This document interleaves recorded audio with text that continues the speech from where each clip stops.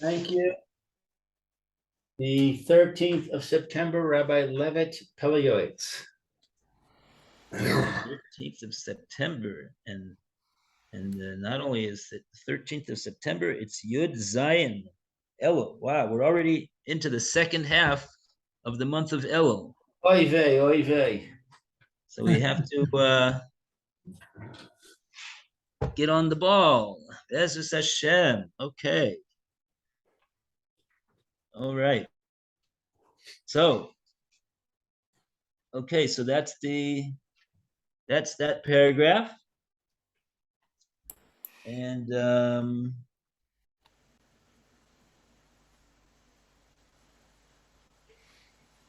right, this he brings here this I'm not going to look up this Gemara over here. I'm afraid that we won't find it over there again. I'm not that. But we'll just take his word for it that wherever it is, it says that Hashem sought counsel with the angels.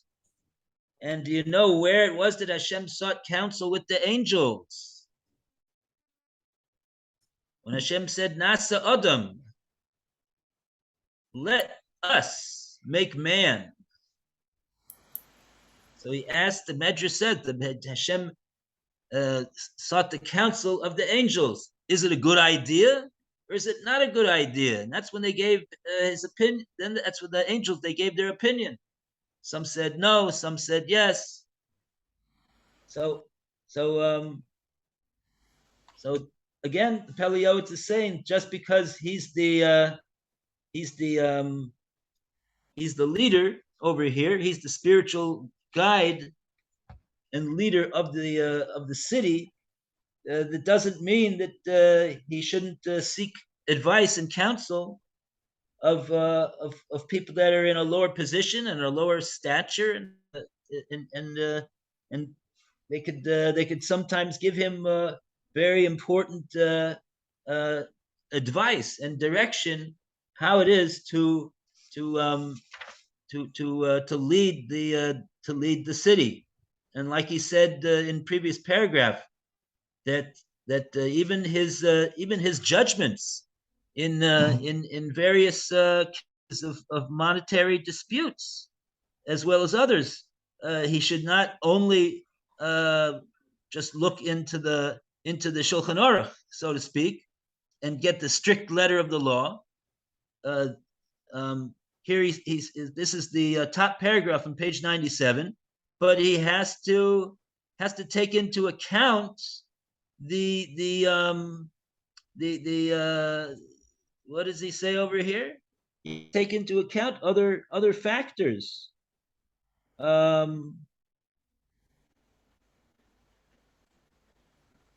is it that he said the time and the place and the people that are in the city?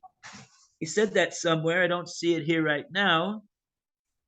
But people who are oh yeah, he says he should join together with other leaders, benefactors, businessmen, men of truth, people of insight who are expert in matters of business negotiations and the nature of the people of the city.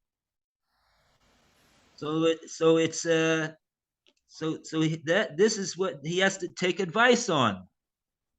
And as a result of that, proper judgment will emerge, a judgment which is totally true. It'll be not only true, but it'll be totally true. If he just looks in the Shulchan Aruch, it'll be true, but it won't be totally true.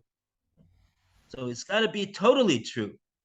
It has to be the judgment that fits the time and the place and the customs and the way of doing things of the people of that city, and like that, his judgment will be respected, and it'll be good. Okay, so that's that paragraph, and a round of applause for page 98. Yay! 98. All right. And now we go. We have another 2 pages. We have more than 2 pages. We have 2 pages and 7 lines. even. We have not finished this subject. So now we go to the top paragraph of page 99. DeRoy, please continue. The judicial leader of the community also needs to supervise treatment of the poor people of his city and its guests.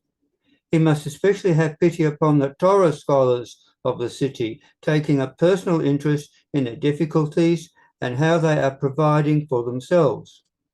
The leader must strive with all of his strength to encourage their support by others and persuade the men of the city to give donations according to each man's financial ability, the monetary deficiencies of the needy, and the blessings of Hashem that he has given unto them. They called him now the leader. He's not called the judge. Oh, the judicial leader. Okay. When they do whatever they are capable of doing, God will bestow his blessing upon them. The leader also needs to be involved with the inhabitants of his city, to rejoice in their celebrations, to empathize with all of their sorrows, and to plead for mercy from Hashem that the community and each individual should be saved from misfortune, so that no future misfortune come upon them, and that they should be satiated with goodwill, filled with the blessing of Hashem. It is already well known in Makos that the high priest was punished in regard to the people who were exiled to the cities of refuge, because he should have pleaded for mercy for his generation, and he did not do so. All the more so, a person who lives in a city and benefits from them must not be unappreciative. He must do whatever is within his ability, because his peace depends upon the peace of the city. His primary purpose should be for the sake of the honor of the divine presence. For when the Jewish people are suffering, the divine presence also suffers, heaven forbid. Okay, let's take a look, if we have the courage to do so, and the morals and the fiber and stamina to try to find this Gemara. It says it's Makos 11a, and the Hebrew also says the same thing. So Bezrat Hashem, we'll find it.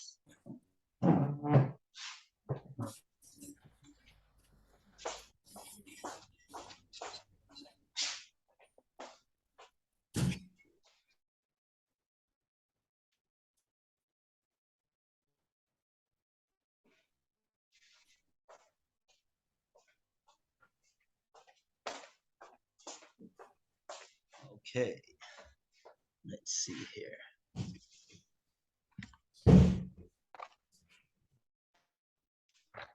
Makos.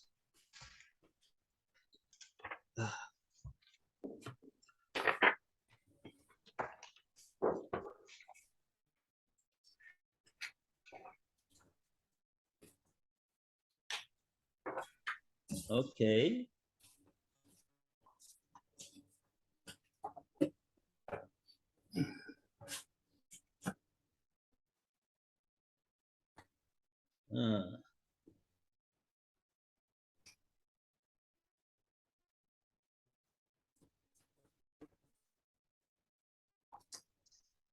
Right, we got it. Oh, where? Third wide line. Now it's going on the. It's going actually on the. It's going on the Mishnah. Maybe we should read what it says over here in the Mishnah. There's an interesting Mishnah over here. The Mishnah is 10 lines above that. So the Mishnah says, Echad ha-meshuach b'shem min ha-mishcha, Echad ha-meruba b'godim,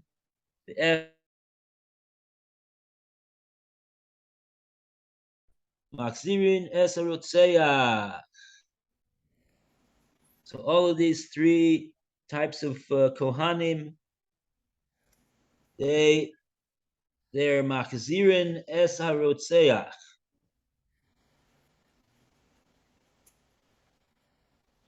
Okay. from the Ir Miklat, as a result of their death. Okay, that's not. We're not going to. You just want to know what exactly is that referring to? You want to know? I would like to also know. Maybe Rashi says a little bit more over here. Rashi says b'misoson, with their death. Commotion Nemar, like it says in the pasuk, "V'achrei mos hakohen hagodol yashuv harotzeach." Right. Okay. In other words, this is not talking about what was bothering me was what? The murderer is going free. Yes, the murderer is going free with the misa of the Kohen Gadol. But we don't refer over here to a murder that murdered in cold blood. We already executed him. We're talking here about the murderer, the Horeg Beshogeg. He was doing his chopping of his wood there in the forest, and somebody came over there, and he was supposed to have noticed that he was there, and what happened was that he accidentally Beshogeg killed this individual, and so that's the type of Rotseach, I believe, that we're talking about. That's the one that we're talking about. Okay. He's in other words, he's the one who's in the Ir Miklat, and he's the one that is going to be there in the. You want to know how long is he going to be there in this Ir Miklat? Does he have a time schedule? He's got, well, maybe 1 year, maybe 2 years, maybe 6 years, like an Eved Ivri. No, he's there until the Kohen Gadol passes away. Now, the question is, what's it got to do with the Kohen Gadol? So the Mishnah says, Lefikach, Seihem shel Kohanim, Nesapkois, Lehen Michya Uksus, Kedei Shelo Yispalu, Al B'neihem Shemusu.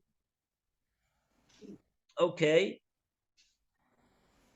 So because of this relationship between the well-being of the Kohen Gadol and the freedom of this Rotseach, the mothers of Miklat and give food and clothing to and provide for these people that were exiled to the Ir Miklat, in order that they shouldn't daven that their sons should have a premature death. Okay. On that, the Gemara says in the third wide line after the 2 dots, Gemara says Taima.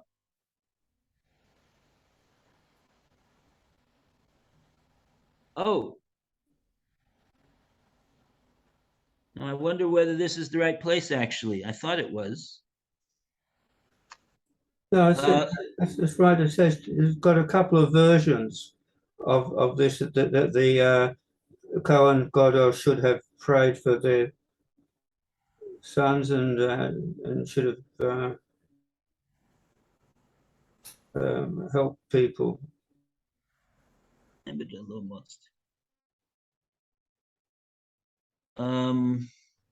Okay, well, let's just read these words over here. Let's see if this is what we're looking for. I'm not sure if it is actually. The Gemara starts off, Taima delo motzlu. The reason is because they didn't daven. Ha motzlu, I see. Raksiv, Katsipor, Lanud, Kadror, Lauf, Kain, Killes, Chacham, Loy, Tavo.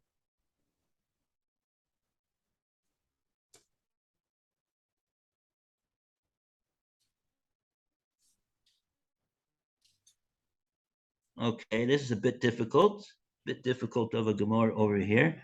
Okay, so let's just see what it says over here. What exactly is the Tama that the Gemara is talking about? The Tam for the matter that they will not die is because the sons, rather the accidental murderers will not daven for their death. But if they would die. Gemara says, why would they die? Aksiv, doesn't the pasuk in Mishlei say, Katzipor lanud kadror lauf kain killes chinam loy tavo. Killes chinam lo tavo. Meaning to say that a person who curses his friend without any justification, he did not do anything wrong, so the person has no wrongdoing, but nevertheless the person wrongly cursed him, that curse will not have any force or effect whatsoever. So over here as well, the Gemara is saying that the same should hold true for the tefillah. How can the tefillah help if the Kohen Gadol it doesn't have any iniquity on his hands?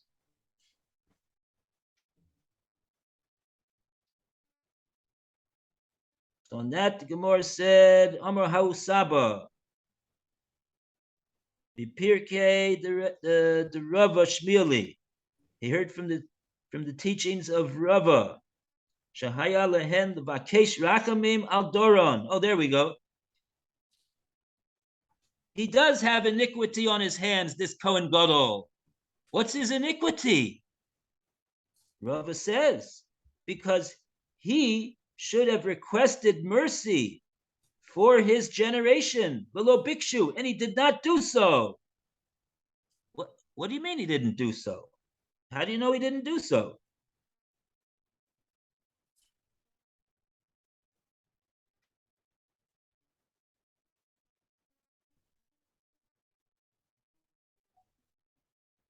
Right, you hear here's the reason why he obviously must have iniquity on his hands is because there was an accidental murderer. How could there be such a thing as an accidental murderer? How could there be an untimely death of a Jew as a result of an accident? What's going on? Seems like the Gemara is saying that if there would be proper, if the Kohen Gadol would have requested for rachamim from his generation, that wouldn't have happened.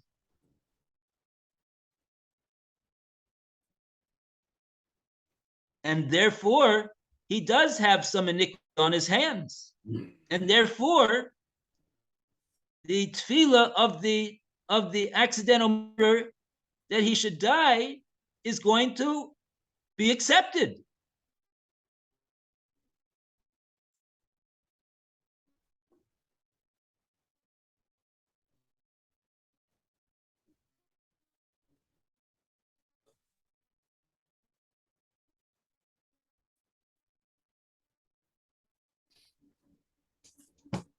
Wow. And the Marsha says, this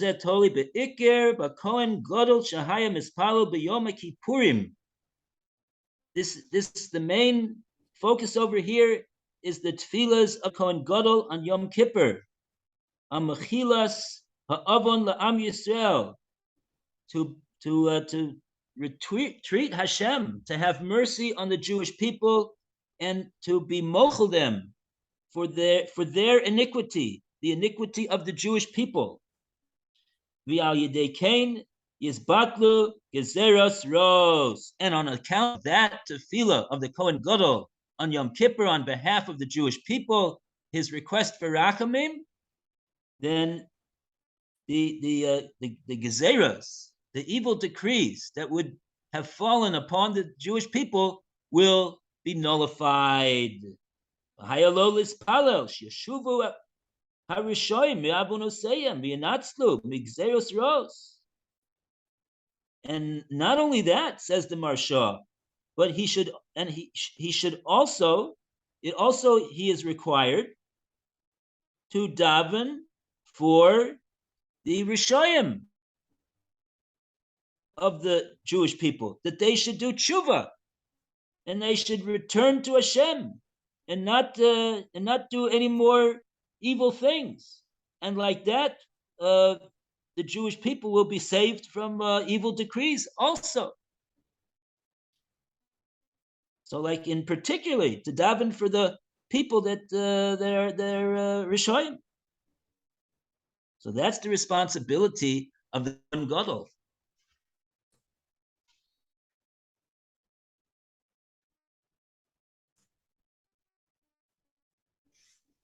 Okay, I think that's what we were looking for. That's the Gemara. Very good. Okay, so we go on to the next paragraph in order. That we go to Meir, page 99. Okay. In order that the role of leadership should not bury those who tender it, heaven save us, a person needs to be careful not to conduct himself with the airs of authority or with great pomp and circumstance.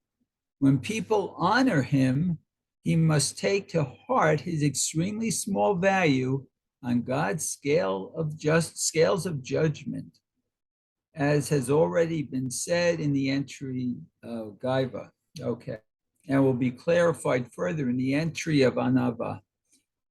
Okay, and he should not derive any pleasure from the honor given him.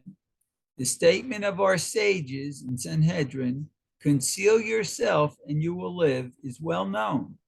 These are some of the ways of uprightness that one who sits on the bench of justice should walk in. A wise man will listen and increase instruction.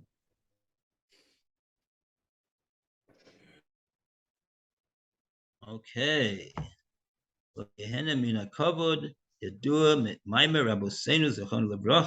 the Gemara in Sanhedrin, have kabel v'kayom, kaval v'kayom.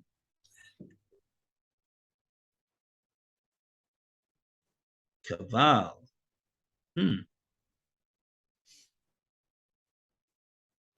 That's what it says over there. The word kaval means like he's translated over here. Conceal yourself and you will live. Kayam. So that's the idea of the that's the eitzah that's given to the person in a position of leadership. He's getting honored because people are required to honor him.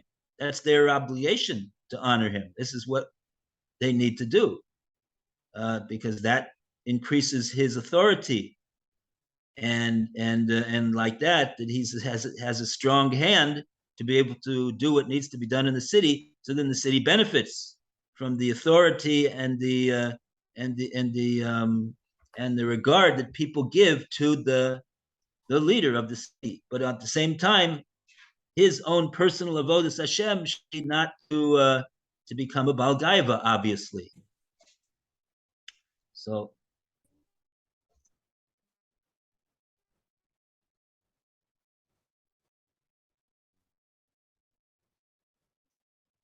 okay, very good. Oh, yeah, that's the only thing that I was looking for here in the Hebrew translation.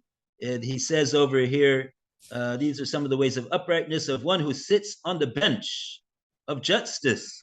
So I was looking in the Hebrew, where's the bench? Because I know that's an English expression for a judge sitting in the court, the bench. And I'm looking in the Hebrew, All it says is that he is asher yelech bo hayoshev al hamishpat. He's the one who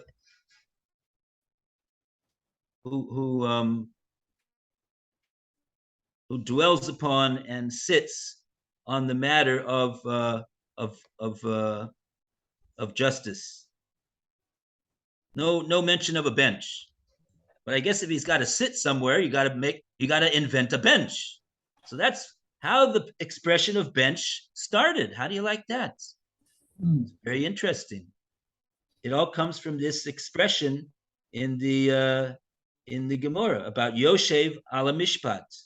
That's an expression in the Gemara,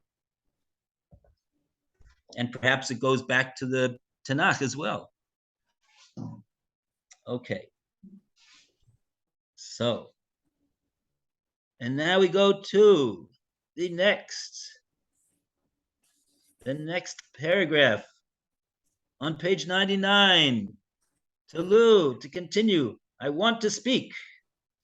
I want to speak further regarding the proper conduct of litigants. Behold, in truth, our sages, Sanhedrin, remarked, a person whose garment was seized by the court should sing happily. However, our eyes see the opposite. A person's anger is ignited immediately when he is summoned to judgment, and he becomes an enemy, an adversary of the plaintiff. But this is not but a lack of understanding. What difference should it make that people seek justice? Nevertheless, according to the nature of people, it is proper for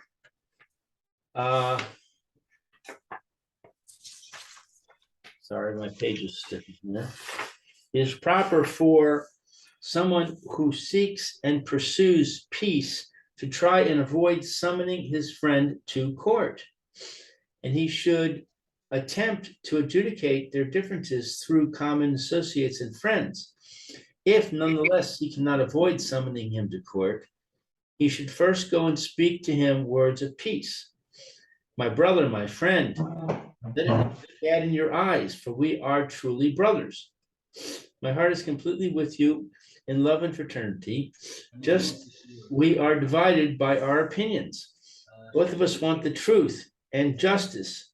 However, a third party must be engaged to render an objective decision. Let us rise and go up with peace and integrity to seek judges whom we shall obey according to whatever they instruct us. When they come before the judges, they should present their claims with pleasantness and in a low voice. Neither one should interrupt the words of his friend. The one who is found guilty should accept upon himself the judgment with love and rejoice that the stolen goods have been removed from his possession.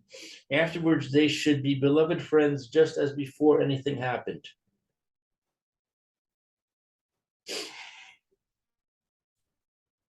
Okay, well, very good. So yes, this is what the Pele Yoetz is referring to. That's an unfortunate fallout of going to court, going to even go, and also even going to a bezdin. That it creates a lot of bad feelings, and sometimes even worse than that. And he's mentioned the machloikis and sinna and lahara and all sorts of averas, lo aleinu. So he says that the best thing to do is to avoid having to do such a thing and to try to solve the issue between the two parties outside of the bezdin, without having to summon the other person to the bezdin, which causes a lot of enmity and ill feelings. But if in fact, they end up in the Beis Din. So then he says that they should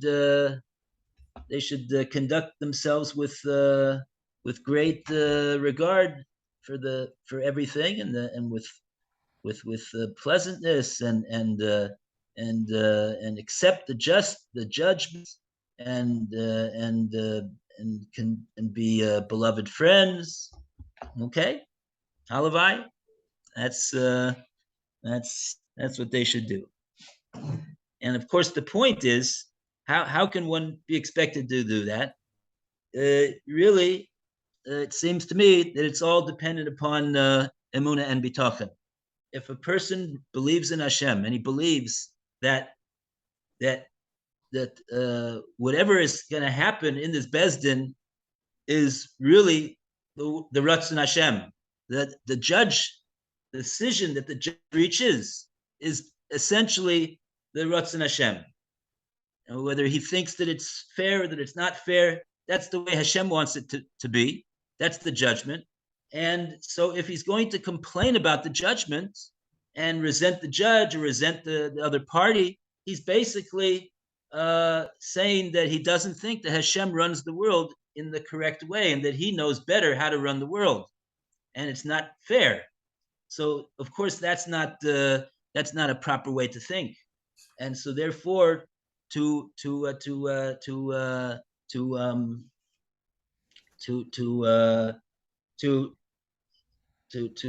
reinforce in himself the emunah and bitachon that everything that's happening here is the way Hashem wants it to be, will allow him and help him and assist him to act in a proper decorum, with proper respect and regard, and he says even love for all the people involved, his adversary in the case, and everything like that. Okay. But that's the story. Okay, so now we go back to Alan, right? You're starting the rotation again. Alan was the one that started off. Sure. Correct. We're still on page 99. Now we're on page 100. Behold, and a round of applause for 99. What a great page 99 was. Behold, the greatest device to avoid argument during the court proceedings is to fulfill the dictate of the Tana, Avos 1:6. Judge every man on the side of merit. One should not judge his friend on the side of demerit and assume that he is intending to steal, rob, and defraud him. Even if one sees that the other litigant is openly contradicting him, one should think that perhaps he forgot what happened, and it seems to him that truth is on his side. Even if it is clear to him that his son is a liar, thief, and schemer, and that he is speaking verbosely and harsh words of blasphemy and insult, the glory of man is his ability to forgive wrongdoing. One should not answer a fool according to his foolishness. Rather, soft speech can be known. Let him offer his cheek to the one who smites him, in order that his attacker will be sated with shame. Let him say to his friend, my brother, my friend, what is the need of these words? Let us speak our words with the mutual respect, for Hashem stands in the presence of the judges.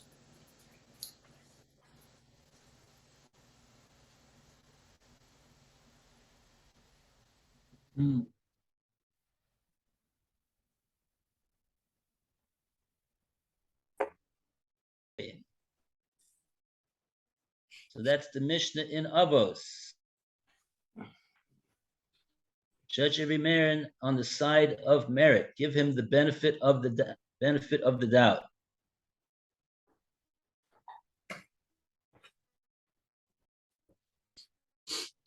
I think the last part of this is, let us speak our words with much respect, for Hashem stands in the presence of the judges. Meaning that Hashem gives respect to the judges, because he's standing. Oh, yeah, that's a very good, yeah, right. What does it mean exactly? Hashem stands in the presence of the judges. What is that referring to? Maybe that would be a good thing to look up. Now this we don't need he hasn't told us where it is, but we know where it is because we daven Shachris. And of course, when you daven Shachris,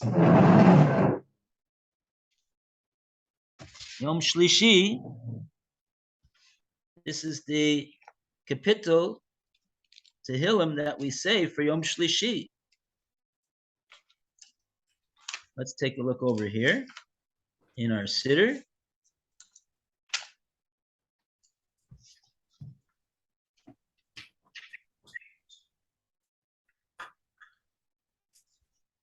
Hayom Yom Shlishi b'Shabbos. Oh, as a matter of fact, that's today. Today is Yom Shlishi. Right? Right. So if you didn't say it yet, you could say it. Hayom Yom Shlishi b'Shabbos, Shabo Hayu HaLevim, Omri b'Beis HaMikdash. This is what the Levim used to say in the Beis HaMikdash on Yom Shlishi, when they were bringing the korbanos. Mizmor la'asaf. Elokim nitzav ba'adas keil. B'kerev Elokim yishpot. That's the very first pasuk. Elokim, the Shem Hashem of Midas Adin, nitzav. He stands ba'adas keil, in the congregation of Hashem, Shem Hashem. We'll see what that means in a moment. It needs explanation. The kerev in the midst of, meaning in the midst of the courtroom there in the Bezdin. Elokim yishpot. Who's the one who's giving the judgment? Elokim. He's the one who's there. He's the kerev. He's right there in the midst of things, and he is the one who is giving the judgment. It looks like the judge is the one who's doing everything, but that is an illusion in the eyes of this pasuk over here. But what is the next sentence? Ad masai tishpatu avel ufnei rishoim tisu sela. How long will you judge lawlessly and show partiality to the wicked forever? So is that contradicting the previous sentence? You mean about setting or standing? No, it says Hashem is judging amongst the judges, and then it says, how long will you judge wrongly? How can they judge wrongly if Hashem is judging among them?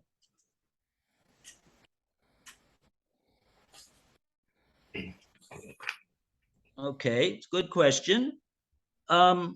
This is a question of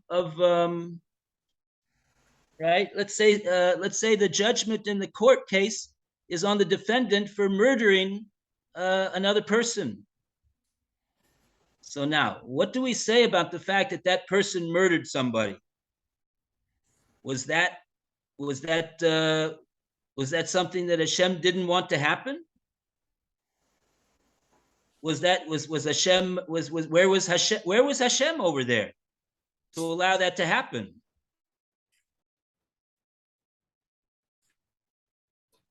But how come that happened?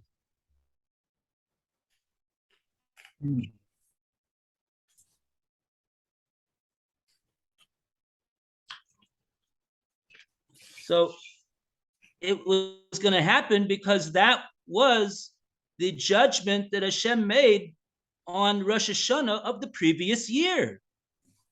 That person was going to live until that day.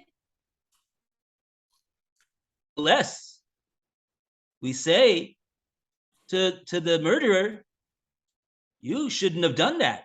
You should not have been the one to carry out Hashem's decree. You were not allowed to do that. The same thing over here. Just because Hashem sits in the midst of the judges and he renders judgment, that doesn't give the judge the license to say, oh, well, if Hashem is the judge over here, then I can just sit back and relax and do nothing and just and not everything will turn out. Exert myself to make sure that the judgment is a proper judgment. But we see very clearly that we are exhorting the judges that they have to do their job. Even though Hashem is sitting in the midst of the judgment. I think that answers the question.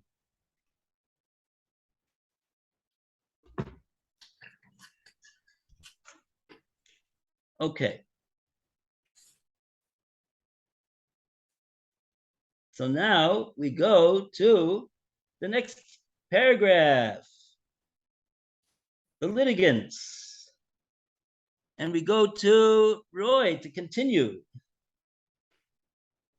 The litigants and the entire community should imagine as if the judge who is in their city is Moshe, Aaron, or Shmuel, and it is as if they are standing in front of them, like the saying of our sages in Rosh Hashanah, Yiftach in his generation is like Shmuel in his generation. They must be careful to show the judge proper respect and fear, and they should not deviate from whatever he tells them to the right or to the left. The litigant should not be skeptical of his integrity or go to a different court in order to overturn his judgment. The results will only be destructive or destruction. Heavenly indictment, tremendous evil. Therefore, a person should accept whatever the judge says as a matter of fact, and even if he erred in judgment and took away money from him wrongfully, God will repay him sevenfold, for justice belongs to him. These are some of the ways of uprightness for those who will sit on the bench of judgment. By following these principles, people will increase peace, and each man will arrive at his place in peace. I offer good advice that a rabbinical leader should choose to live in a small city, even if his livelihood will be very limited. Behold, it is small, and his and their lives will be spared. Reference to Lot's escaping from Sodom to a small city named Mitzah. If you possess understanding, understand this. Right. Very well read. That's the way to read it. If you possess understanding, then understand this. What I just got through telling you is what the Pele Yoetz is saying. Okay, so once again, here we see that even though the judges in later generations are not like they were in the previous generations, they're not the same caliber. They're not Moshe Rabbeinu, they're not Aaron Cohen, they're not even Shmuel and Navi, and they may not even be on the level of Yiftach, who was the Gemara says much less in stature than Shmuel was. Shmuel was regarded as the greatest of the judges, and Yiftach was regarded as one of the lesser in stature of all the judges. But the Gemara says that Yiftach in his generation is like Shmuel in his generation. What does that mean? Pele Yoetz explains that Yiftach should be showed honor and respect and fear, and they should obey his judgment, just like they would obey the judgment of Shmuel. And what about? Oh, it's too late. Okay. Have a good day, everybody. Okay. All the best to Mayor. See you, Mayor. Okay. Bye. Thank you, Rabbi. Have a good day, everybody. All the best.